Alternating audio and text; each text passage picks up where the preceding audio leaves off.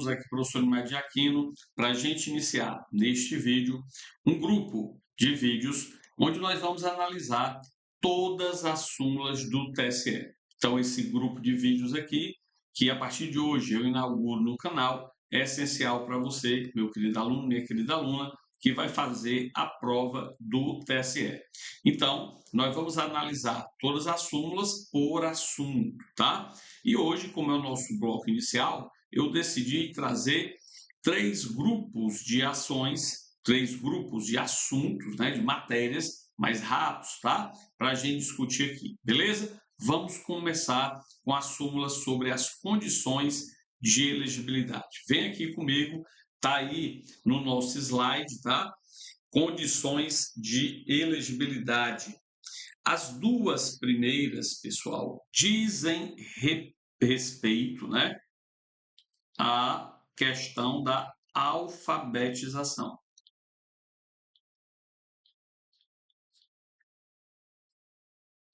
Então, como nós sabemos, por exigência constitucional, uma das condições de elegibilidade é o candidato ser alfabetizado.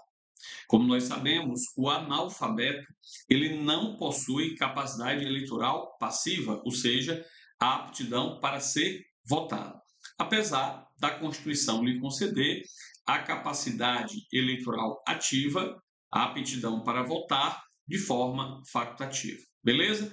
Então, nesse sentido, o TSE regulou em 2 súmulas esta condição de elegibilidade. Vamos a ela. Vem aqui comigo, vamos analisar estas condições. A primeira diz o seguinte: o exercício de mandato eletivo não é circunstância capaz, por si só, de comprovar a condição de alfabetizado do candidato, tá? Cuidado aí, então, que ele destaca que o exercício de mandato eletivo prévio não pode ser considerado como comprovação dessa condição de elegibilidade, que é a alfabetização. Ora, eventualmente, o candidato pode ter tido a oportunidade de se registrar e ninguém questionou se ele atendia essa condição de elegibilidade, se ele era ou não alfabetizado. E aí, ele se candidatou, se elegeu e exerceu o seu mandato eletivo.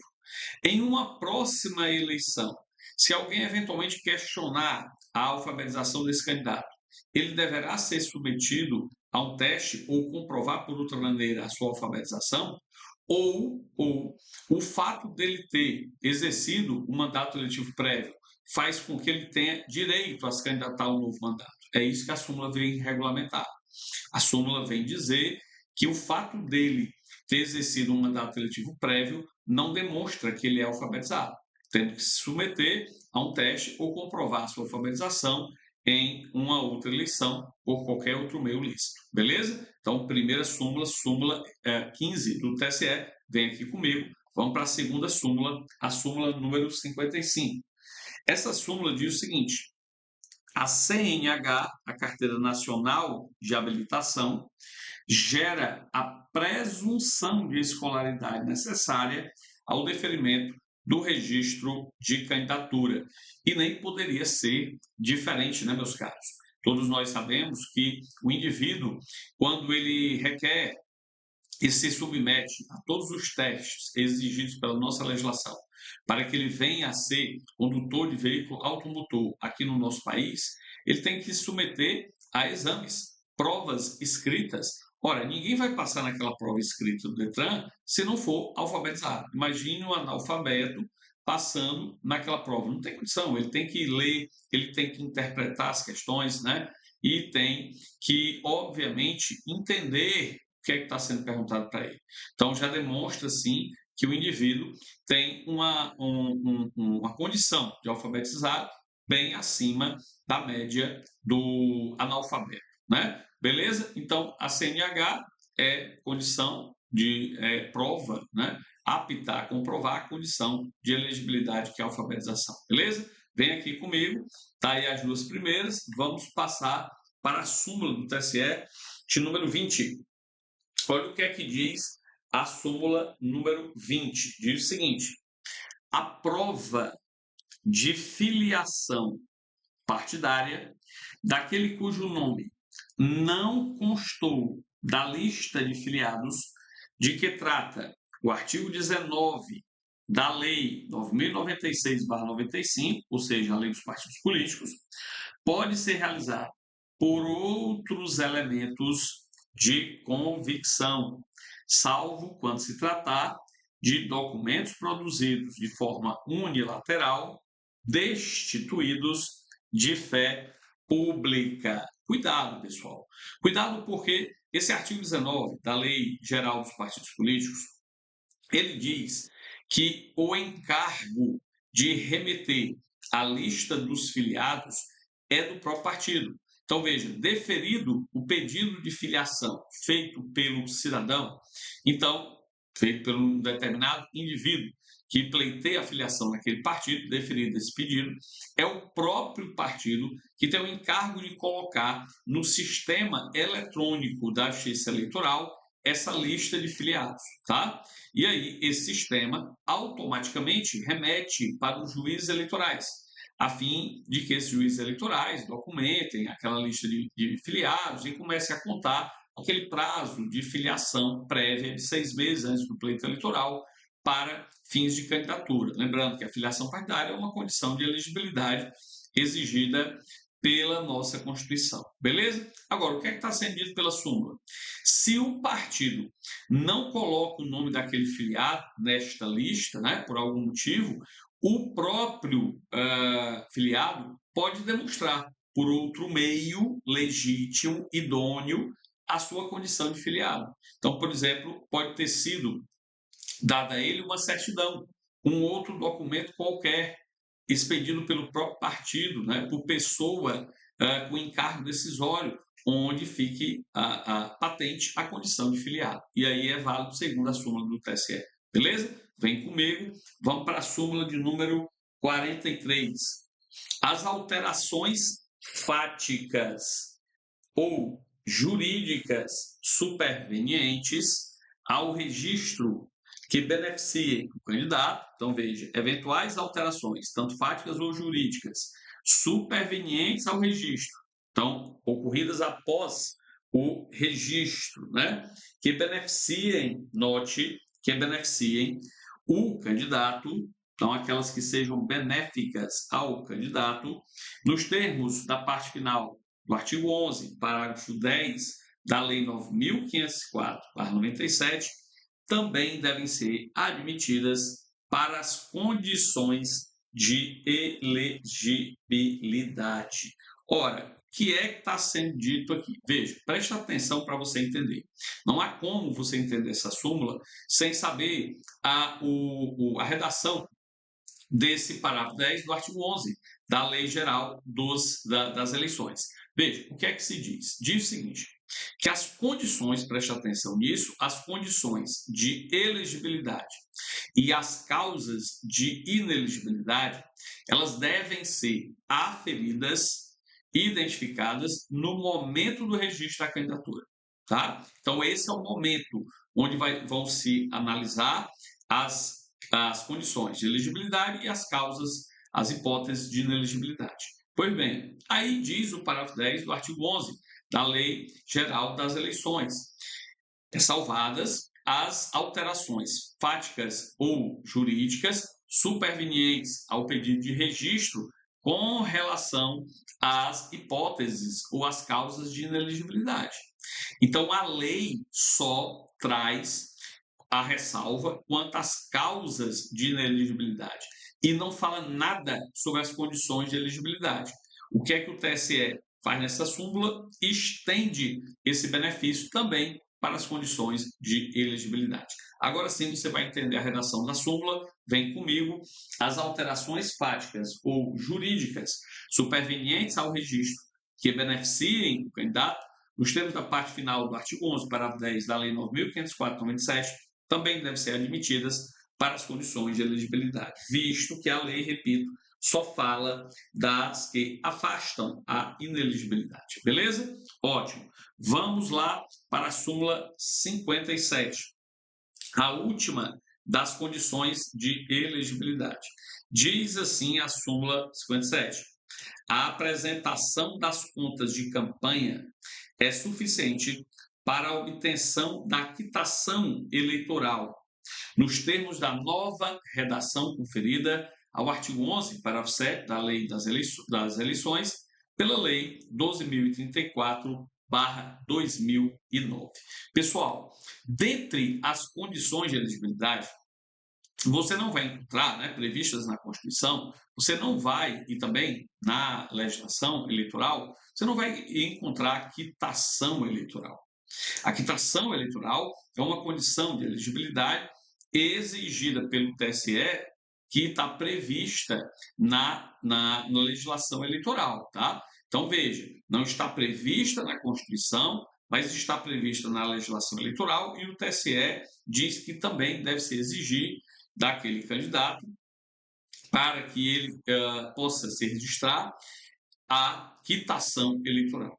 E aí, note, se questionou se o que confere quitação eleitoral ao candidato é o fato das contas que ele apresentou terem sido aprovadas pela Justiça Eleitoral ou basta a mera apresentação dessas contas. E você está vendo aqui que o TSE adotou um caminho, basta a apresentação das contas, vem comigo, olha o que é que está sendo dito aí na súmula 57 do TSE. A apresentação das contas de campanha é suficiente para a obtenção da quitação eleitoral, tá? A fim de possibilitar, então, o registro de candidatura. Tranquilo? Bom, então vamos para as próximas súmulas, já mudando aqui o nosso assunto, perda ou suspensão dos direitos políticos. Nós temos a súmula TSE número 9, tá? A suspensão de direitos políticos decorrente de condenação criminal transitada em julgado cessa, ou seja, termina com o cumprimento ou a extinção da pena, independendo de reabilitação ou de prova de reparação dos danos, tá? Então, nós sabemos que uma das hipóteses que enseja suspensão dos direitos políticos é exatamente a condenação criminal transitada em julgado. E aí se questionou se para a pessoa ter restabelecido seus direitos políticos precisa haver reabilitação ou precisa comprovação da reparação das perdas e danos pelo dano causado. E o TSE diz que não. O TSE, na súmula 9, diz que só precisa o cumprimento da pena. Então, volta aqui comigo, que agora você vai entender. Basta, então, o cumprimento ou a extinção da pena. Beleza? Vamos passar adiante. Note, nós temos agora que falar do mandado de segurança eleitoral. Também existem súmulas importantes, vamos a elas. Primeira súmula, súmula 22 do TSE. Não cabe MS, não cabe mandado de segurança contra decisão judicial recorrível, salvo situações de teratologia ou manifestamente ilegais. Veja, pessoal, aqui o TSE ele regulamenta o uso do mandado de segurança na Justiça Eleitoral, tá? O que nos remete ao uso do mandado de segurança em geral. Ou seja, lá na Justiça Comum, estadual ou federal, admite-se a utilização de mandado de segurança em face de decisão judicial? Sim, se admite. Mas a gente tem que lembrar o seguinte, que esse uso do MS em face de mandado de segurança é meio subsidiário de impugnação. Primeiro, você tem que analisar se a decisão é passível de impugnação por um recurso. Se é assim, se é passível de recurso, então você deve utilizar o recurso. Você só deve utilizar a mandado de segurança se a decisão for irrecorrível ou se ela for recorrível por um recurso despido de efeito suspensivo e que o julgador não tenha concedido. Aí pode causar um prejuízo a direito líquido e certo que enseja o uso do MS. A mesma situação está sendo descrita nessa súmula. O uso do mandado de segurança em matéria eleitoral para o TSE é excepcional. Então, somente vai caber de decisão judicial recorrível, note, porque as decisões irrecorríveis cabe sim mandado de segurança, segundo a súmula, tá? Então, somente vai caber em relação à decisão judicial recorrível o mandado de segurança se a decisão for absurda, teratológica ou manifestamente ilegal, beleza? Então, o uso subsidiário do MS é isso que está dizendo a nossa súmula. Vem aqui comigo, vamos para a súmula 23. Súmula 23 diz assim: não cabe mandado de segurança contra decisão judicial transitada em julgado. Aqui, pessoal, nós temos também uma sistemática utilizada na justiça comum, tá? Que o TSE reaplica aqui na lógica eleitoral. Olha, o mandado de segurança não pode ser sucedâneo de ação rescisória. Em face de decisão judicial, transitada em julgado, cabe ação rescisória, né? Nas hipóteses previstas aqui no direito eleitoral, mas não vai caber mandado de segurança, beleza? Você não pode utilizar o mandado de segurança como subterfúgio para burlar as regras inerentes à ação rescisória. Vem aqui comigo, vamos para a próxima súmula, a súmula de número 34. Não compete ao Tribunal Superior Eleitoral processar e julgar MS contra ato, olha aqui, ó, contra ato de membro de TRE. Ora, como assim? Veja, preste atenção nisso. A competência para julgar MS, Unidade de Segurança, contra ato de membro do TRE é do próprio TRE. É do próprio TRE. É isso que está sendo dito nessa súmula. A súmula está dizendo, com outras palavras, que só compete ao TSE julgar esse mandado de segurança contra ato do próprio TRE. Quando é o TRE que profere uma decisão ou um ato que prejudique o direito líquido e certo do impugnante, aí sim ele pode se valer do mandado de segurança para o TSE. Mas se for um membro apenas, a competência é do próprio TRE. Beleza? E por fim, vamos analisar aqui a ação rescisória. Fica até o final aqui, vem comigo. Olha aí a ação rescisória, súmula 33. Nos diz o seguinte: somente é cabível a ação rescisória de decisões do TSE que versem sobre a incidência de causa de ineligibilidade. Ora, meus caros, muita gente questionou isso aí, meus alunos. Bicho, professor, só cabe ação rescisória no âmbito da justiça eleitoral se versar sobre ineligibilidade? Note, não sou eu que estou dizendo, é o TSE. Súmula 33 do TSE. Além disso, o TSE já pacificou o entendimento segundo o qual só cabe ação rescisória em matéria eleitoral se a decisão transitou em julgado no próprio TSE, tá? No próprio TSE. Além disso, preste atenção em relação ao prazo, que não se confunde com o prazo da ação rescisória na justiça comum, que é de 2 anos. Aqui, prazo decadencial de 120 dias. Beleza? Então, meus queridos, primeiro vídeo tratando de súmula, fiquem atentos, porque nos próximos dias nós teremos muito mais vídeos tratando de súmulas aqui do TSE sobre diversas matérias. Tem muita coisa boa aí, tem recurso, tem ineligibilidade, tem registro de candidatura. Não percam, porque com certeza estará na sua prova. Se você chegou até aqui, deixa teu like e compartilha com teus amigos, beleza? E considera se inscrever no canal. Tem muita coisa boa para acontecer ainda. Forte abraço, grato pela atenção, até a próxima oportunidade.